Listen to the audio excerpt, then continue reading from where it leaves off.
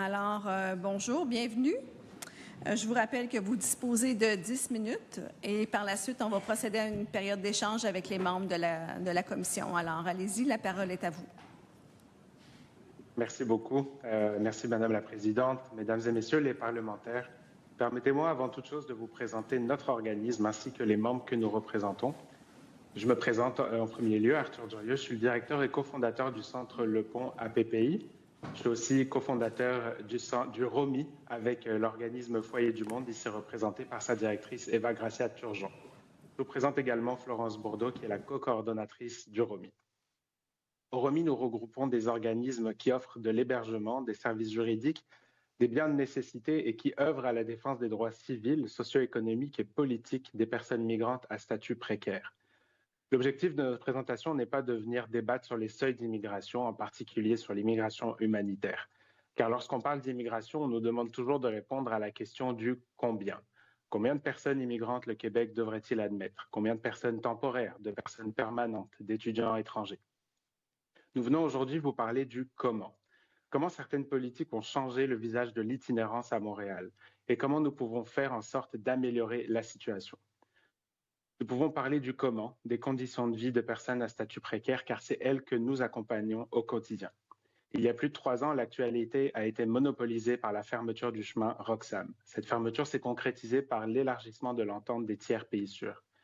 Initialement, cette entente permettait aux personnes cherchant la protection contre la persécution de demander l'asile tel que défini dans les conventions internationales dont le Canada est signataire, et ce, même si ils et elles arrivaient sans visa.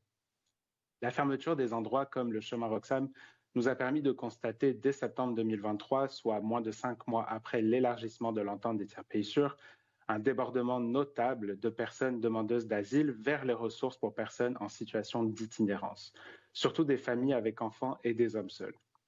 Pourquoi? Parce que de plus en plus de personnes vulnérables n'entament plus la procédure d'asile à leur arrivée, soit parce qu'elles rentrent par des points irréguliers et doivent maintenant attendre 14 jours pour le faire, soit parce qu'elles rentrent via l'aéroport mais craignent d'être déportées. Elles s'orientent vers le processus d'asile interne, un processus qui place les personnes migrantes dans une grande précarité. Elles n'ont donc pas droit aux hébergements prévus par le gouvernement provincial ni à l'aide sociale. Si une personne migrante n'a pas de famille ou d'amis à Montréal, elle se retrouve donc en situation d'itinérance jusqu'à ce qu'elle ait réussi à déposer une demande d'asile complète. L'itinérance engendre à son tour un obstacle majeur à l'exercice de plusieurs droits, mettant en péril leur santé et leur sécurité, entre autres. Les demandeurs et demandeuses d'asile vivent souvent plusieurs difficultés cumulées, traumatismes ou symptômes de santé mentale fragilisés, barrière de la langue, absence totale de réseau de soutien ou de connaissance du milieu, etc.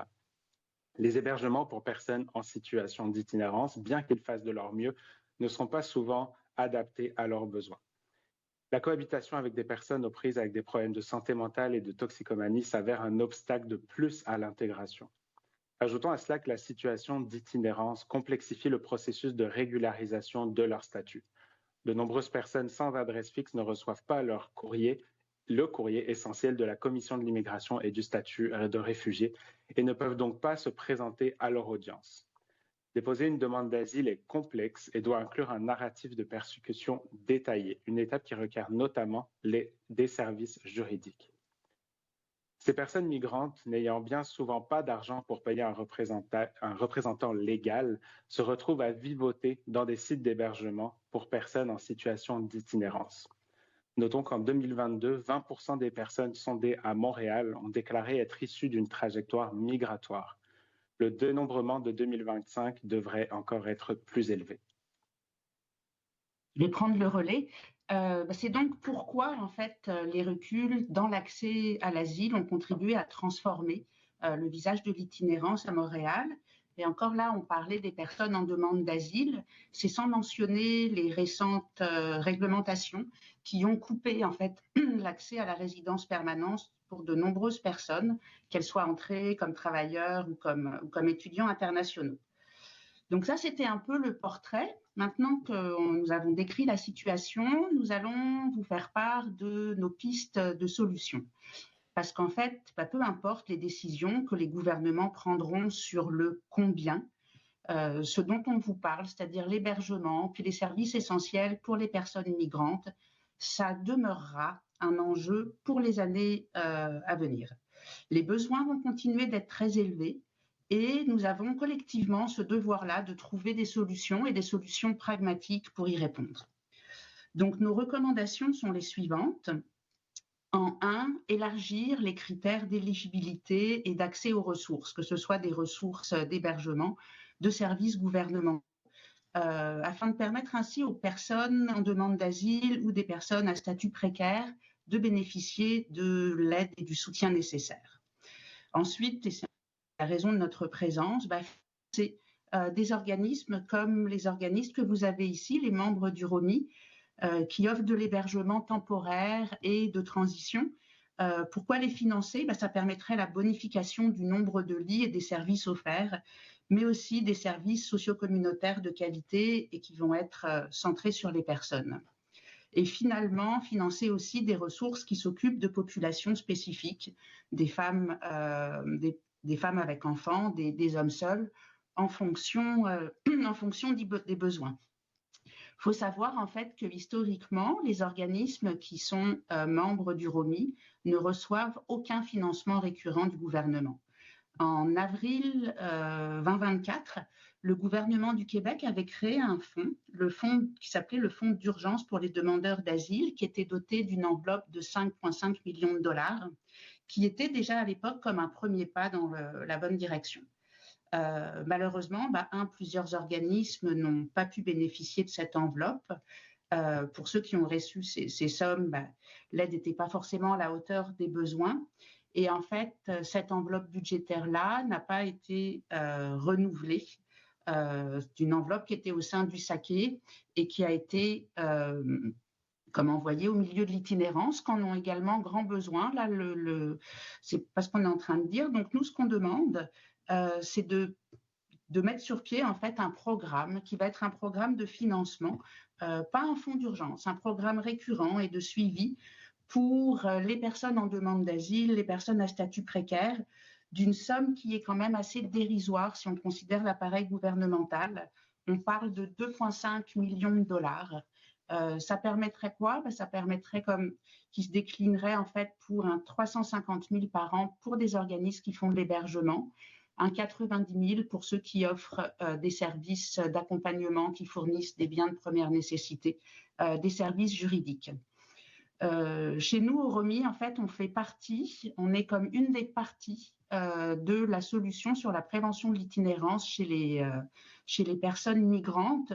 Puis de façon plus large, nos membres contribuent à une intégration réussie des personnes migrantes dans le but que celles-ci puissent participer pleinement à la société québécoise. Et je pense que c'est pour cette raison que nous sommes tous ici aujourd'hui. Les gouvernements doivent mieux soutenir les organismes offrant de l'hébergement transitoire, mais aussi des services aux personnes migrantes.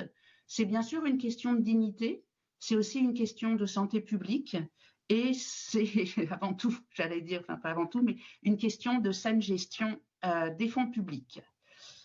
Donc, en plus, nous avons fait preuve de synthèse. Merci, c'est tout pour notre exposé. C'est une question. Parfait, merci beaucoup. Alors, on va procéder à l'échange. On va commencer avec Monsieur le ministre. Merci beaucoup. Merci pour votre présentation. Merci pour ce que vous faites aussi au quotidien pour aider des personnes qui ont des parcours de vie qui souvent sont plus difficiles, des gens qui ont des besoins particuliers, souvent des besoins d'urgence. Vous dites, la question, c'est pas toujours combien de personnes on accueille, mais comment. C'est une question tout à fait intéressante. Comment on accueille ces personnes-là?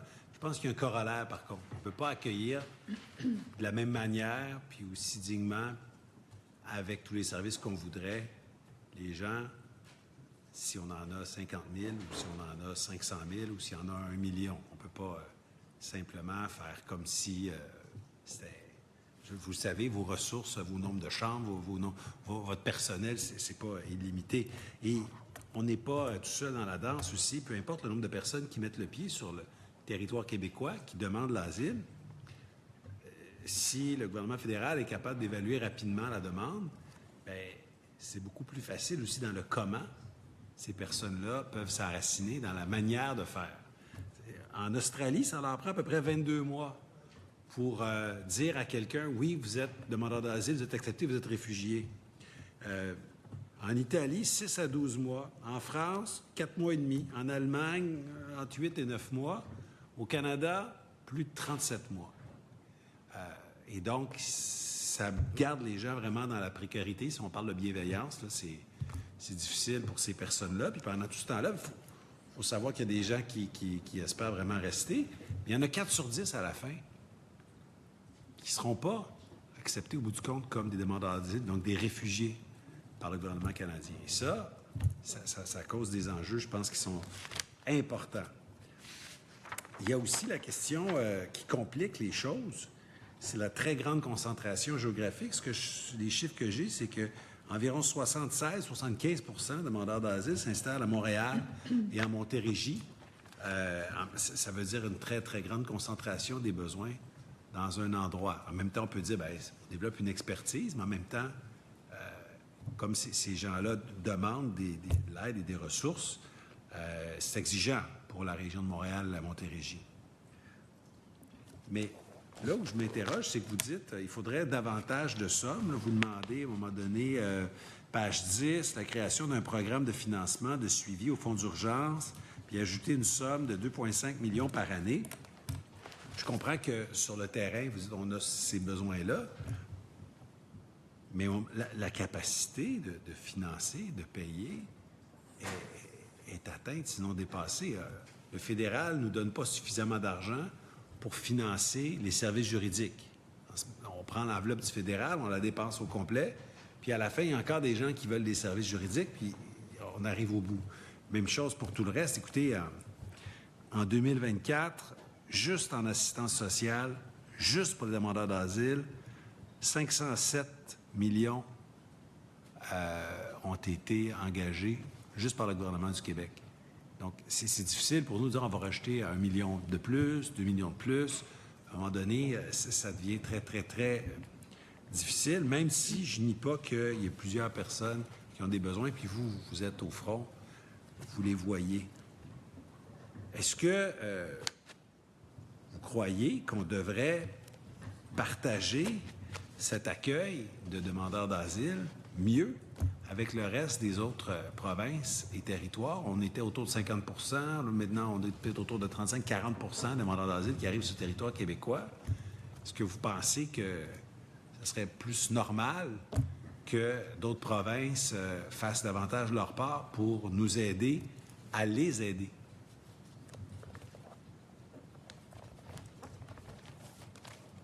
Eva, peut-être tu pourrais prendre la question.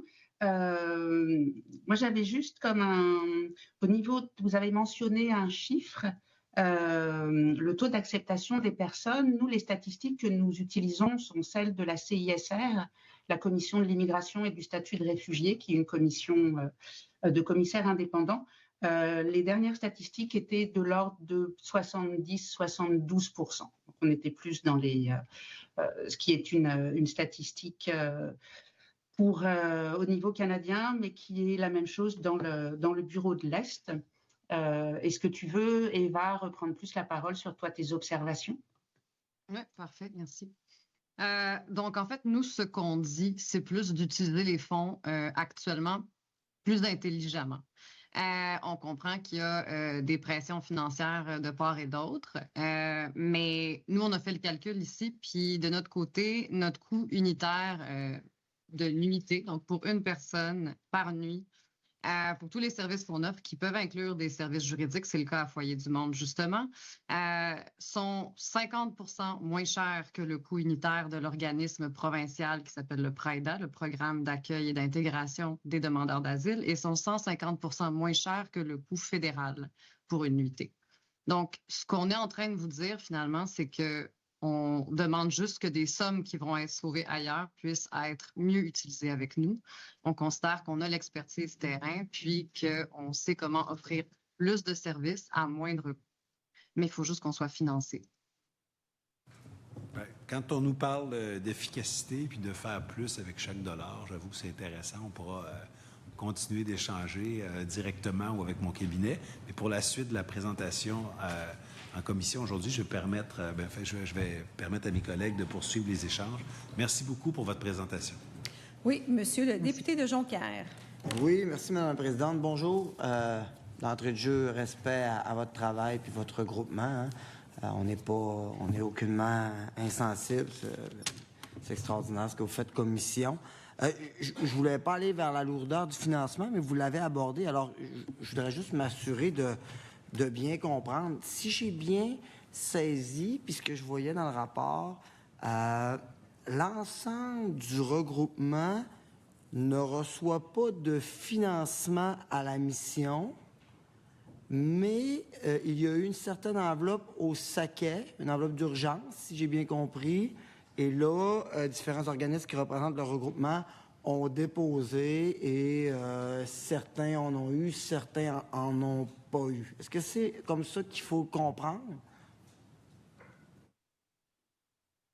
En fait,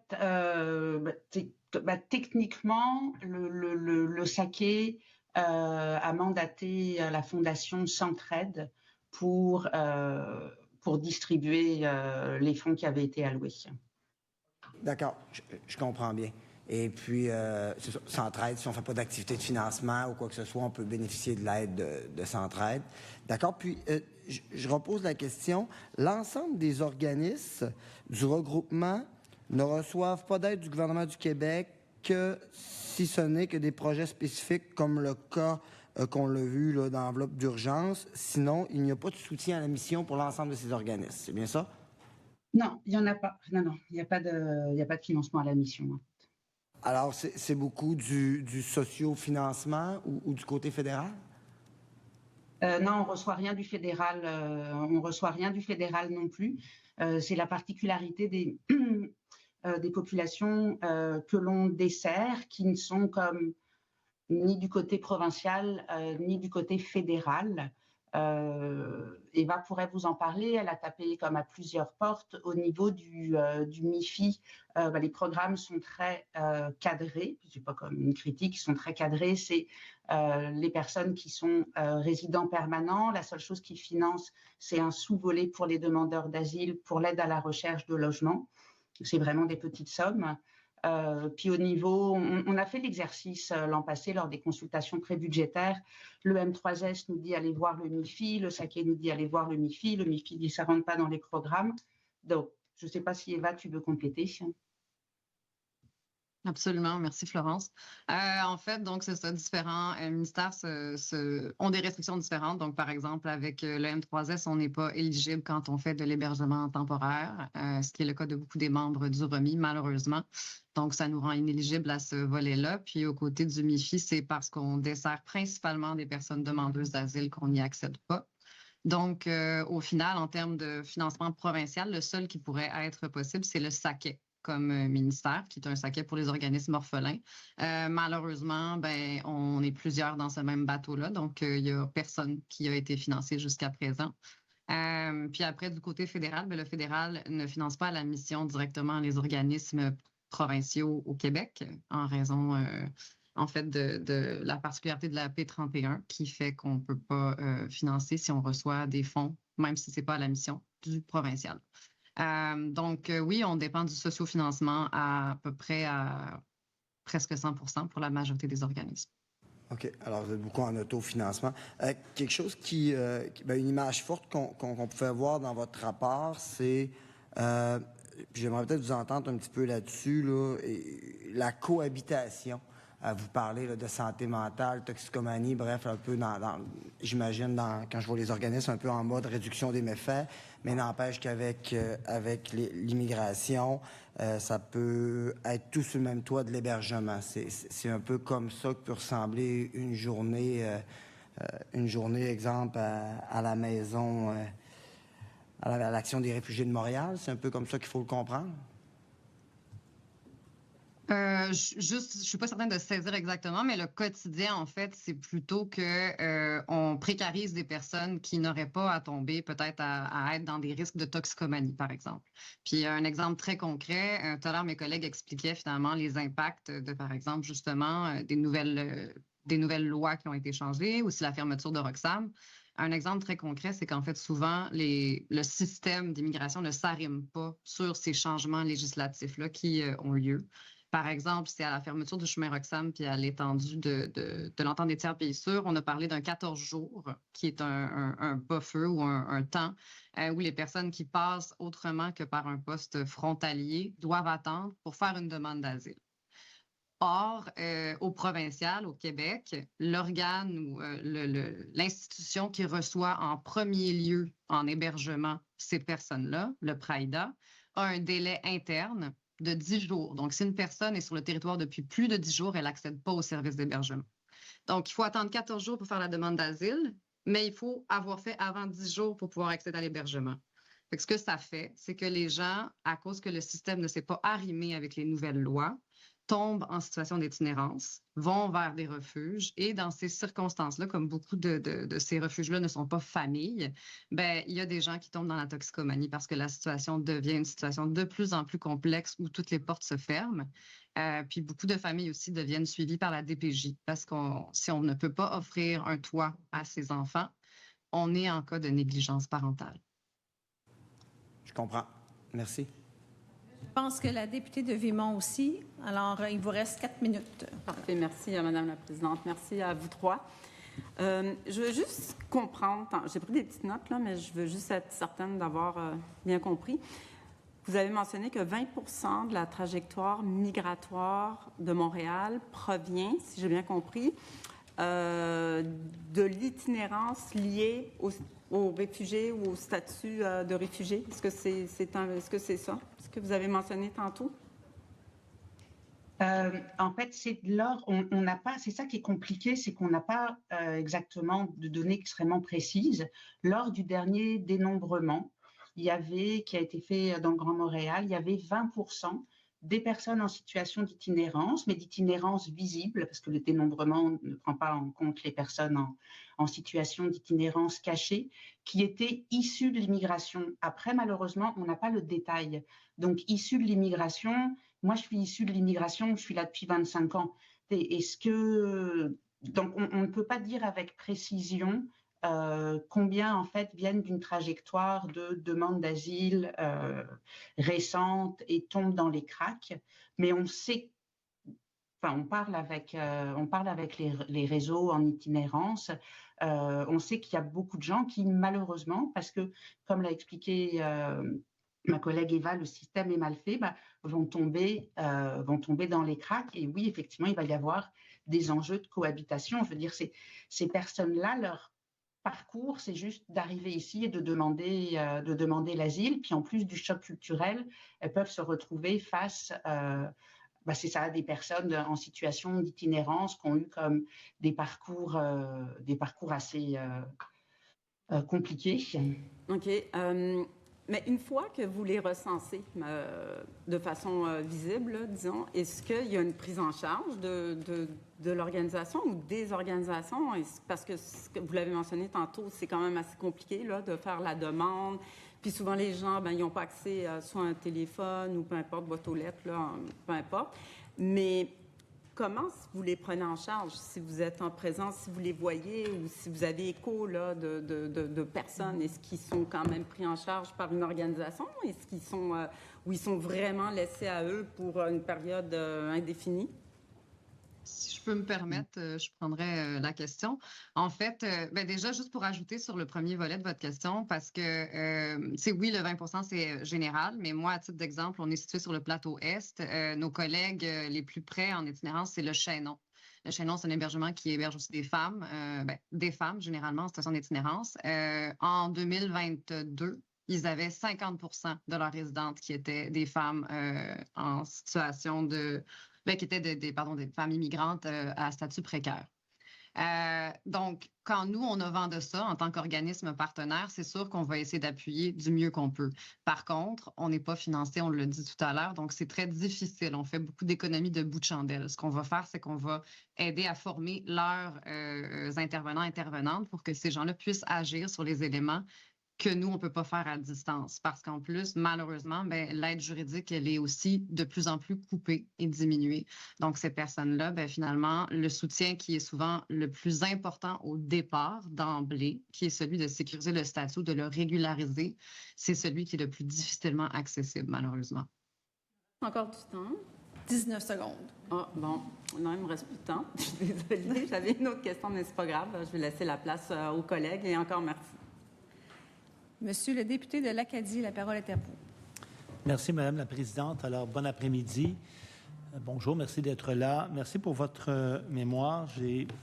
En le lisant, j'ai regardé que c'est un collectif, en fait, un regroupement d'organismes, et on a déjà eu le privilège de lire et d'entendre Action Réfugiés Montréal et le RATMAC, qui sont les organismes qui font partie de votre regroupement.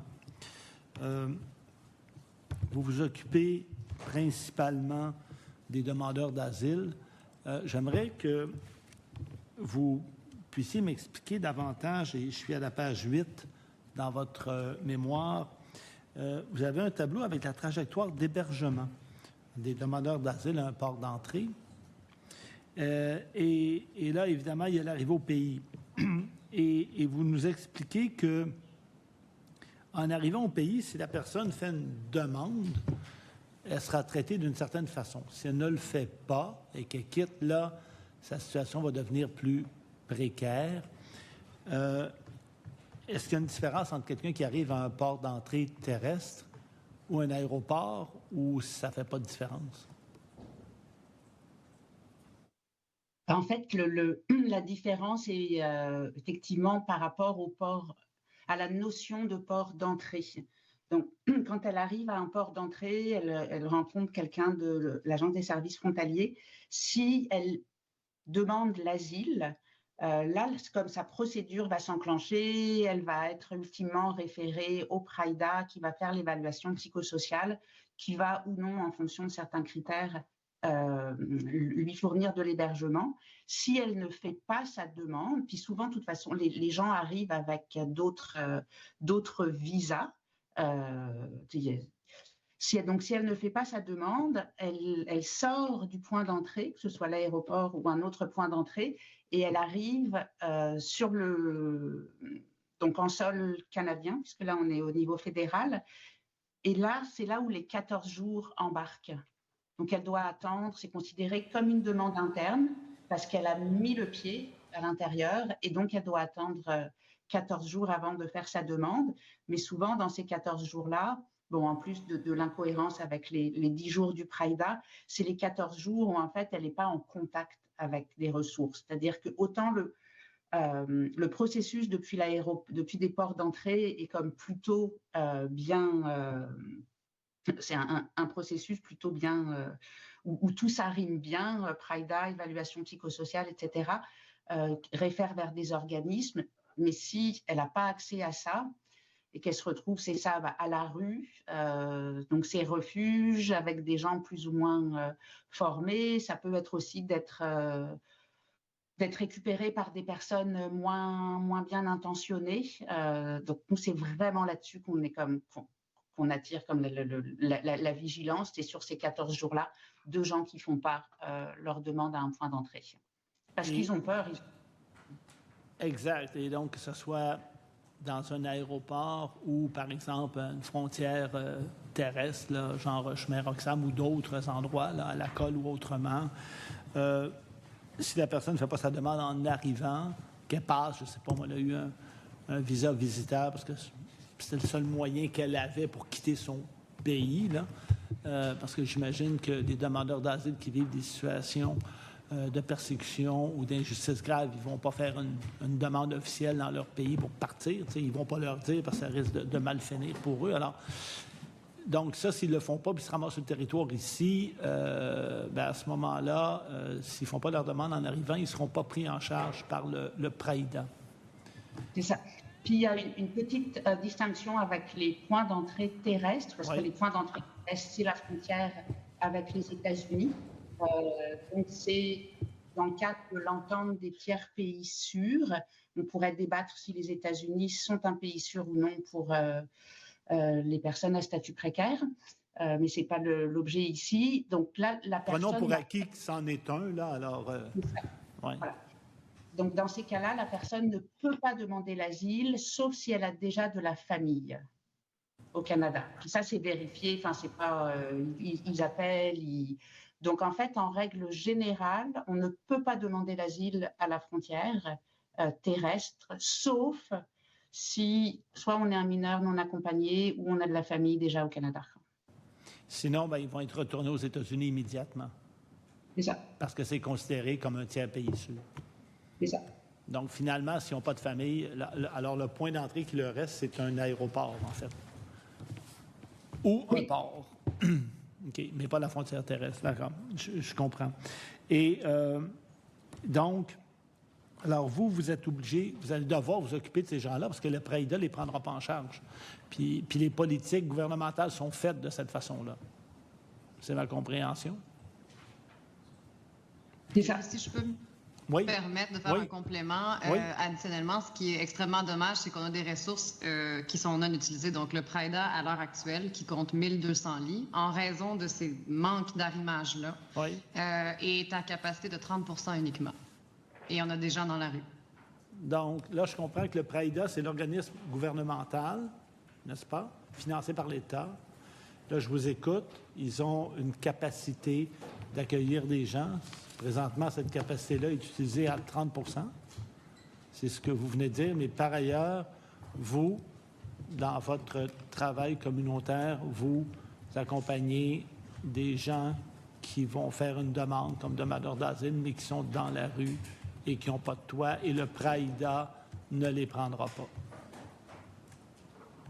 Exactement. OK. Parce que les politiques sont faites de cette façon-là. Exactement. Il n'y aurait pas moyen d'arrimer tout ça pour ça fait 2 ans le gouvernement. Je suis certain que vous avez soulevé ça. Vous en êtes rendu où dans vos démarches avec le gouvernement à ce sujet-là?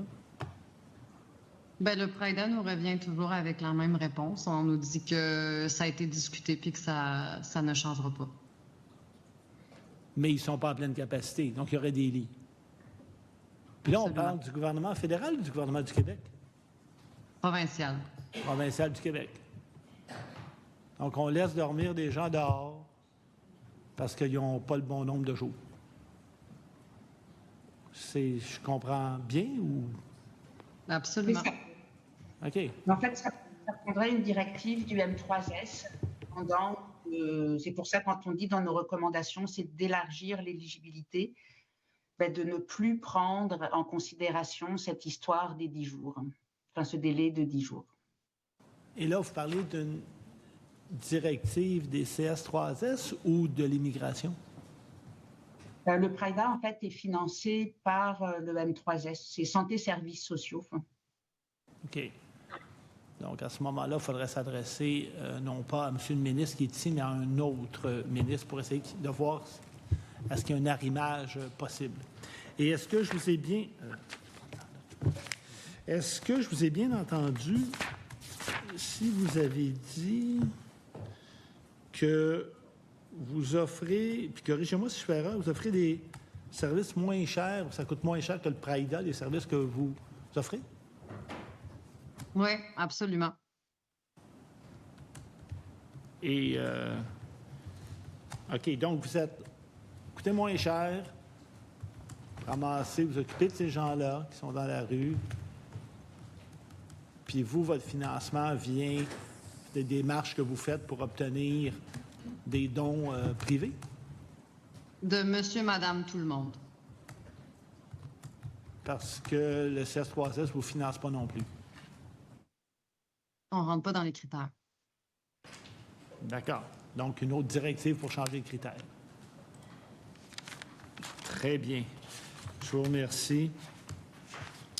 Écoutez, je n'ai pas d'autres... une autre question. Éventuellement, une fois que la personne fait sa demande comme demandeur d'asile, elle va se ramasser devant la Commission fédérale pour déterminer si c'est une réfugiée ou pas. Les délais sont anormalement longs au Canada. D'ailleurs, M. le ministre y a fait référence un peu plus tôt. Est-ce que vous faites aussi des... est-ce que vous avez un dialogue avec le gouvernement fédéral, avec la Commission? Est-ce que vous faites des pressions sur le gouvernement fédéral pour que les délais soient réduits? Parce que il me semble que votre organisme, PRAIDA ou pas PRAIDA, si ça prend 3 ans ou 4 ans pour qu'on détermine un statut, ça m'apparaît normalement long. Puis la personne, bien, pendant 3-4 ans, va essayer de travailler, va rencontrer peut-être quelqu'un, va peut-être avoir des enfants. Les enfants vont être canadiens, ils pourront pas. Eux autres, ils ont le droit de rester ici. Est-ce que vous avez aussi ce dialogue-là avec le gouvernement fédéral? Oui, en fait, par l'intermédiaire on est nous-mêmes dans d'autres regroupements. Il y a un regroupement qui s'appelle le Conseil canadien pour les réfugiés, qui est un regroupement pan-canadien, qui a des rencontres fréquentes avec IRCC, avec la CISR. C'est notamment sur l'histoire des délais qui revient constamment dans quasiment toutes les catégories. Les catégories d'immigration. On n'a pas parlé du parrainage, du regroupement familial, que ce soit pour des personnes qui viennent d'être acceptées comme réfugiés, mais c'est pareil, c'est des délais qui n'ont aucune allure. Mais vous pouvez en parler parce que c'est un dossier qui m'intéresse particulièrement. Donc, regroupement familial, les délais sont totalement hors normes. Là. Mm-hmm. Et là, vous accompagnez ces gens-là? Puis vous voyez l'impact que ça fait, évidemment, pour ceux qui sont ici et qui attendent un parent. Oui, un parent, un conjoint, un enfant qu'on ne voit pas pendant 10 ans. Pendant 10 ans? Ben, si on met bout à bout, pour quelqu'un qui vient, qui demande l'asile, si on met bout à bout l'attente jusqu'à...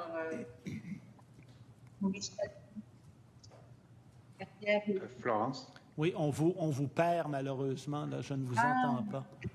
OK. Vous pouvez prendre le relais? J'aurais peut-être un exemple à donner à Monsieur le député. Oui. On a une famille qui est arrivée au pont en 2017 ou 2018, si je me rappelle bien. Une maman monoparentale avec 2 jeunes filles qui a accouché au Canada. La plus petite fille a maintenant 7 ans et elle n'a jamais vu son père alors que madame a été acceptée en tant que réfugiée il y a 3 ou 4 ans de mémoire. On fait appel à nos députés fédéraux, on fait appel à Immigration au Canada, on demande, puis c'est un des exemples, je suppose que peut-être Florence pourrait un peu élaborer sur la réunification familiale. Je parle vraiment d'une personne demandeuse d'asile qui a été acceptée en tant que réfugiée. Et donc voilà, on a une petite fille de 7 ans, des plus grandes sœurs qui sont au secondaire et qui n'ont jamais ou peu, en tout cas, vu leur père dans les 7 dernières années. C'est un des exemples et pourtant, monsieur est soudanais. Et le Soudan fait partie notamment de certaines politiques de demande d'asile ou en tout cas d'immigration un peu plus rapide à cause de la situation en particulier au Soudan. C'est un des exemples que je pourrais vous partager aujourd'hui. Merci beaucoup. Alors, on poursuit les échanges avec le député de Maurice Richard. Merci, Madame la Présidente. Merci pour vos témoignages. Je pense que c'est des témoignages vraiment importants qui rappellent l'humanité derrière les cas dont on parle. Rappelons ici qu'on a des obligations face à la détresse humaine à l'international, qu'on est signataire au Canada de la 3e Convention de Genève et que c'est une des raisons pourquoi nous avons le devoir légal d'accueillir des gens. Vous nous avez donné un exemple que je dois dire je ne connaissais pas et qui est quand même terrifiant, cette idée de dire que d'un côté on a décidé de faire attendre 14 jours des gens qui arrivent déjà en détresse, ce qui est pas la manière la plus accueillante pour des gens qui ont vécu des traumatismes chez eux et qui ont traversé parfois vents et marées avant d'arriver ici, mais qu'en plus, pour des questions administratives, ils ne peuvent plus faire appel à des services auxquels ils auraient eu droit et se retrouvent donc dans la spirale de la rue, c'est bien ça. Peut-être, et puis évidemment, il y a aussi la question de votre financement qui n'est pas non plus réjouissant parce que j'imagine que ça vous prend beaucoup de temps d'aller chercher du financement étant donné que vous ne l'avez pas de manière automatique. Peut-être déjà nous dire quelles sont, si vous en avez, quelques décisions politiques publiques qu'on pourrait prendre qui, tout simplement, faciliteraient la vie de ces personnes-là qui arrivent en détresse et pour qui nous avons un devoir pour des coûts minimaux ou peut-être des coûts nuls parfois. Est-ce que je commence et vous complétez? Oui, effectivement, il y a déjà à coût quasi zéro que le M3S puisse changer les règles d'acceptation au PRIDA.